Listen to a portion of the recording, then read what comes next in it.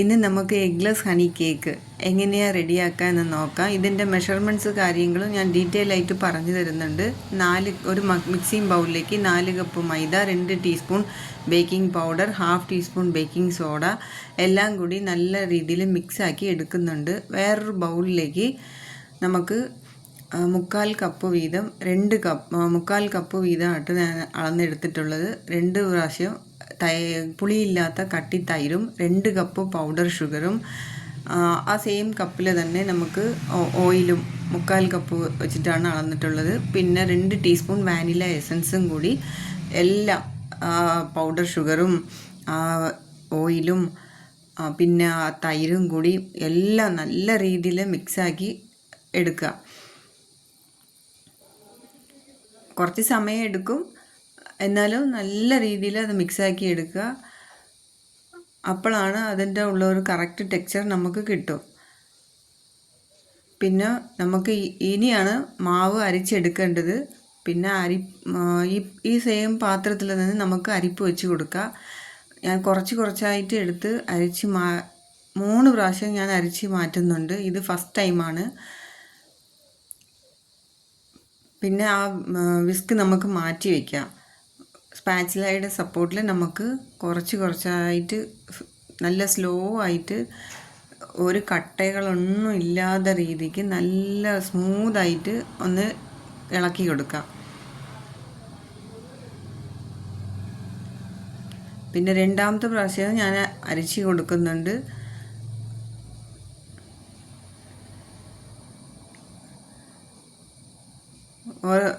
രണ്ടാമത്തെ പ്രാവശ്യം മാവ് ഇച്ചിരി ടൈറ്റ് ആവുന്നുണ്ട്. ആവശ്യമുള്ളവർക്ക് പാൽ ആഡ് ചെയ്ത് കൊടുക്കുക. ഞാൻ പാലൊന്നും ആഡ് ചെയ്ത് കൊടുത്തിട്ടില്ല. ഇനി 3ാമത് പ്രാവശ്യം ഞാൻ മാവ് ഇട്ട് കൊടുക്കുന്നുണ്ട്. 3ാമത് പ്രാവശ്യം പൊടി ഇട്ട് കൊടുത്തിട്ടുണ്ട്. ഈ സമയം നമുക്ക് ബാറ്റർ ഇച്ചിരി ടൈറ്റായി വരും.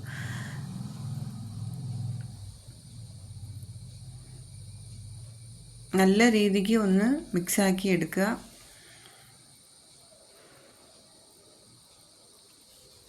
ഇതിനിടയ്ക്ക് ഞാൻ ഓവൻ പ്രീഹീറ്റ് ചെയ്തിട്ടുണ്ടായിരുന്നു. 180 ഡിഗ്രിക്ക് 10 മിനിറ്റ്സ് പ്രീഹീറ്റ് ചെയ്തിട്ടുള്ള ഓവനിലേക്ക് ഞാൻ ടെമ്പറേച്ചർ 170ലേക്ക് ആക്കി കൊടുക്കുന്നുണ്ട്. അപ്പോൾ എൻ്റെ കയ്യിൽ 9 ഇഞ്ച് ടിൻ ഇല്ലാത്തതുകൊണ്ട് ഞാൻ 10 ഇഞ്ച് ടിന്നിലാണ് ബേക്ക് ചെയ്തെടുക്കുന്നുണ്ട്.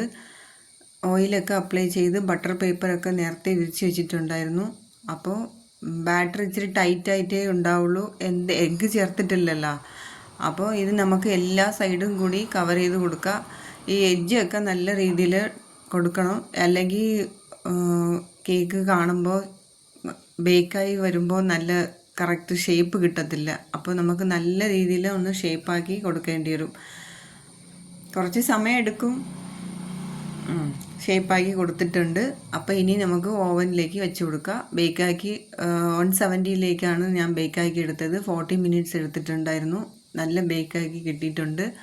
അപ്പോൾ ഇനി നമുക്ക് തണുക്കാനായിട്ട് ഒരു തുണി വെച്ച് മൂടി വെച്ച് കൊടുക്കുക. അപ്പോൾ ഇതിനിടയ്ക്ക് നമുക്ക് വേറൊരു ബൗളിലേക്ക് 4 ടേബിൾ സ്പൂൺ പഞ്ചസാരയും ഒരു 1/2 കപ്പ് വെള്ളവും കൂടി, ഈ പഞ്ചസാര നല്ലവണ്ണം അലിഞ്ഞ് കിട്ടുന്നവരെ നമുക്ക് ഒന്ന് ചൂടാക്കി എടുക്കുക. അപ്പോൾ ഒരു തിക്ക് കൺസിസ്റ്റൻസി വരും. അതിലേക്ക് നമുക്ക് 1/2 കപ്പ് ഹണി ആഡ് ചെയ്ത് കൊടുക്കാം.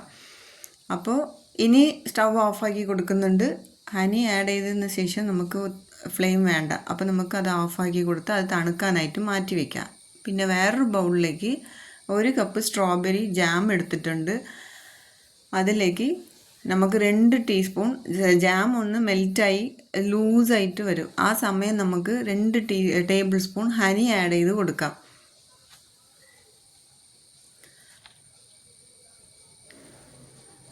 ഈ സമയം നമുക്ക് ഫ്ലെയിം ഓഫാക്കി കൊടുത്തിട്ട് പിന്നെ അതിലേക്ക് നമുക്ക് 2 ടേബിൾ സ്പൂൺ നമുക്ക് ഹണി ആഡ് ചെയ്ത് കൊടുക്കാം.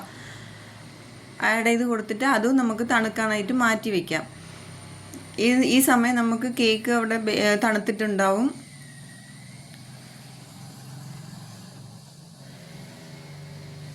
ഇത് നല്ല രീതിയിൽ മിക്സാക്കി കൊടുക്കുക. അപ്പോൾ ഈ സമയം നമുക്ക് അവിടെ കേക്ക് നല്ല തണുത്തിട്ടുണ്ടാവും. അപ്പോൾ കേക്കിന് ടോപ്പ് പോർഷൻ വേണമെങ്കിൽ ഇടാം. ഞാൻ അടിയിലുള്ള പോർഷനാണ് ടോപ്പിലാക്കിയിട്ടുണ്ട്. എങ്ങനെ വേണമെങ്കിലും ഇടാം. അപ്പോൾ അതിന് നല്ല രീതിയിൽ ഹോളിട്ട് കൊടുത്ത് കഴിഞ്ഞിട്ട് ഈ ഹണി സിറപ്പ് ഉണ്ടല്ലോ, ഇത് നമുക്ക് ഹണി കേക്ക് ആയതുകൊണ്ട് നമുക്ക് ഹണി ആഡ് ചെയ്ത് കൊടുത്തിട്ടുണ്ട്. ഇതൊരു സ്പെഷ്യൽ സിറപ്പാണ്. നല്ല ടേസ്റ്റി ആയിട്ടുള്ളൊരു ജ്യൂസാണിത്. അപ്പോൾ എല്ലാം നമ്മൾ എടുത്തിട്ടുള്ള എല്ലാ സിറപ്പുകളും അതിലേക്ക് ഒഴിച്ചു കൊടുക്കുക.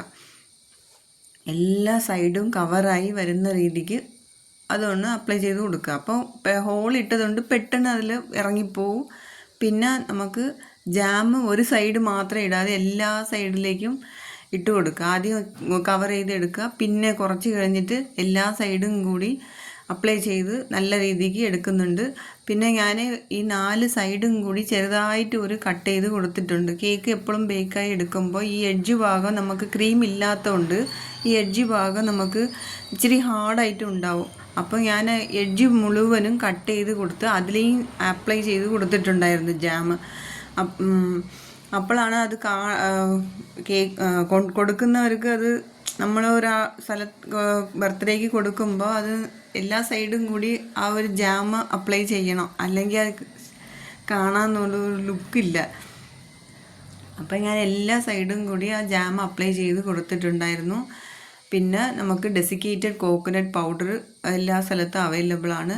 ആ കോക്കനട്ട് പൗഡറും കൂടി ഞാൻ എല്ലാ സ്ഥലത്തും സ്പ്രെഡ് ചെയ്ത് നല്ല രീതിയിൽ സ്പ്രെഡ് ചെയ്ത് കൊടുത്തിട്ടുണ്ട്.